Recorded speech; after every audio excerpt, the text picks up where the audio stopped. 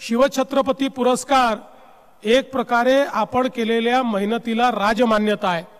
पण ही राजमान्यता मिळाल्यानंतर आपल्याला शांत बसता येणार नाही,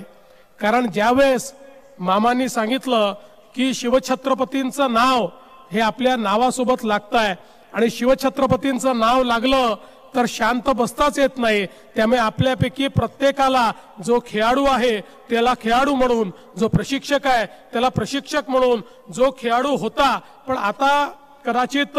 पुढे दुसऱ्या भूमिकेमध्ये जाणार आहे, अशा प्रत्येकाला आपली भूमिका ठरवून खेळाच्या आणि खेळाडूंच्या विकासाकरता आम्हाला काय काय करता येईल त्याकरता आमचं पूर्ण कॉन्ट्रीब्युशन आम्ही देऊ, अशा प्रकारच्या मानसिकतेत जावं लागेल। हा पुरस्कार मिळाल्यानंतर छत्रपती शिवरायांनी ज्या प्रकारे या महाराष्ट्राला दिशा दाखवली तशीच महाराष्ट्रातल्या खेळाडूंना दिशा दाखवण्याचं काम सर्व पुरस्कार विजेत्यांनी करावं आणि त्या काळचे मर्दानी खेळ असतील किंवा आजचे मैदानी खेळ असतील या सगळ्या खेळांमध्ये महाराष्ट्रच नंबर 1 वर राहील अशा प्रकारचा संकल्प आपण सगळे मिळून आज घेऊया।